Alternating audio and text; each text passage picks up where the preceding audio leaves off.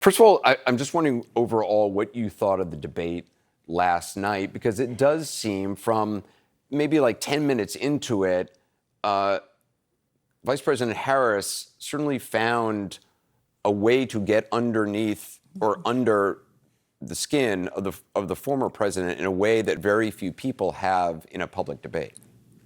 Well, let's just talk about her rather than him right now. We can come back to his skin later. But right now, I want to talk about her leadership.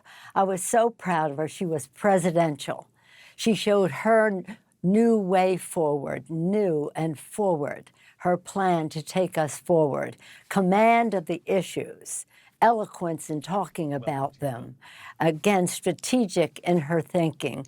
I thought she was just spectacular, but her excellence did get under his skin. And it was so strange because one of the things I was so proud about Kamala, the vice president last night, was that she prioritized in her answers. Any one of them could be a program discussion, but she prioritized the importance, whether it was a woman's right to choose, whether it's our national security, whether it's issues that relate to our economy and the rest. She prioritized, and that means there's so much more to come as we go from here. So I think she did great. As to baiting him and him taking the bait, you know, I don't even like to use his name, much less talk about him. But the fact is, I thought he looked foolish last night. I thought she looked presidential. I thought he looked silly. Have you, I mean, watching him on that stage, I mean, you've obviously, you know him very well from interacting with him in a professional capacity. Has he, what do you make of where he is at? Is his skill level the same? Is he different than he was, as you recall, in office in terms of his stamina, thinking, whatever it may be? You know, one of those big balloons when you stick a pin in and it swirls around the room until it comes down to nothing? That's what he reminds me of, just less and less and less and less. Like somebody stuck a pin in him and he's just greatly diminished. The fact that we're talking about kitchen table issues, people's personal health, their financial health, all the things that people care about. And what is he talking about? And well, the things you talked about earlier, which I won't spend any more time going into. But I do think that people saw a big distinction as to who can be the commander-in-chief, who is respected. And she has served as vice president, as a senator before that. This is a person who is a good person. Personally, I know her as a good person, a person of deep faith who cares about people, and her public service is a reflection of that. Officially, I know her as a person of strength. She knows the priorities, the issues. She has a command of them, as I mentioned. She is strategic in how to get the job done and eloquent in how to convey it. And politically, she is very astute. So when she puts forth the new way forward, she's taking us from the greatness of Joe Biden and all that we, working together, accomplished in that term to new heights in her way. So I thought that was demonstrated very clearly. And with over, 67 million people watching, it's a good start. We say to everyone, now our work continues. We must get out the vote. Well, we can talk about that. Let me ask you about that. I mean, as you write, you know a thing or two about campaigning. Your book has a just fascinating look at politics in America in your career. What needs to happen now, in your opinion, for the Harris campaign?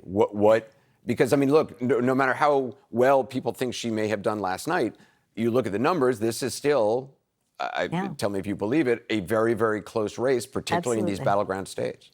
Well, first, let me just say that what I loved about last night, she was herself. She was herself and being articulate and knowledgeable and prioritizing and the rest. She doesn't need any advice from the rest of us on how she should proceed. But what we need to do is to make sure she wins. So for all of those millions of people who saw her and were excited by it and the rest, that's okay. But we have to we have to put it into action. So that means I have 3 M's, mobilize. We must own the ground to get out the vote. Every single vote that is for Kamala Harris to come to the polls. We have to message in a way that is inspiring. You don't run on empty as you mobilize. You need inspiration. We want a message that is bold and progressive, but not menacing, but is unifying for our country. As she said, turn the page where we want to unify America. Mobilization, message, and of course the money to get the job done. And small donors have been just so enthusiastic about her campaign. But this must continue. So I have the 3 M's and I have the 3 no's. No wasted time, no underutilized resource, and no regrets the day after the election that we could have walked another precinct or made more calls or sent more texts or postcards and the rest. So we're getting down to the basics here. But we don't agonize over him. We organize about her. Mobilization, message, money, own the ground. Because all of it is just a conversation unless you own the ground. So people are revved. They are working, and that's what it will take. Because I believe every race is close.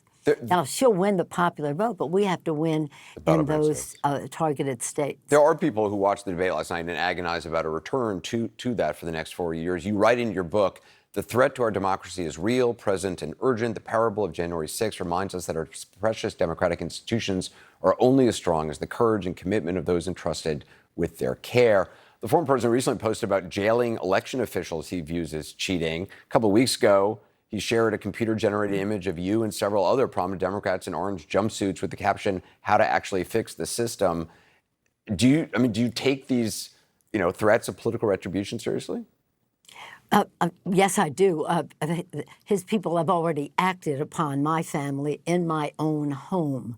So yes, I take his threats. I take his threats seriously.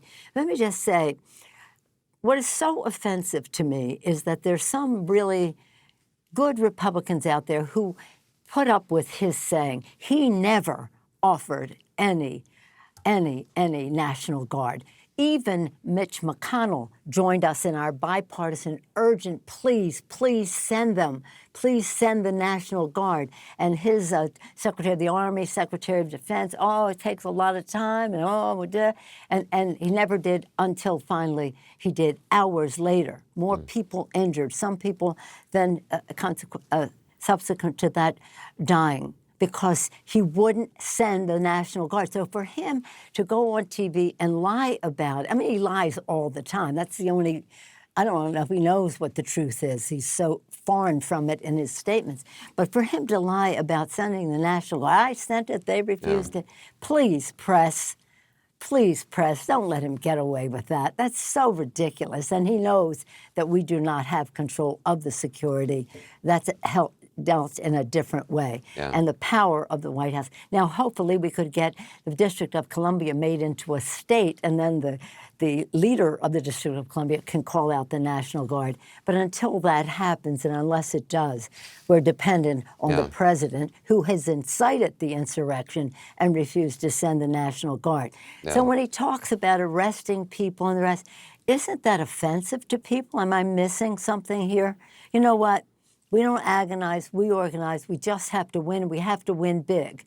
I don't know if you saw, but the administration has called January 6th a special security event. So that means that there will be more security there from the start, so that we don't have it. And of course, most important to that is to have Hakeem Jeffries have the gavel and be the Speaker of the House. It would have been a very different outcome if I didn't have the gavel and the Democrats had the majority in the House. House Speaker Emeritus Nancy Pelosi, I very much appreciate it. Thank you. Thank you. My pleasure.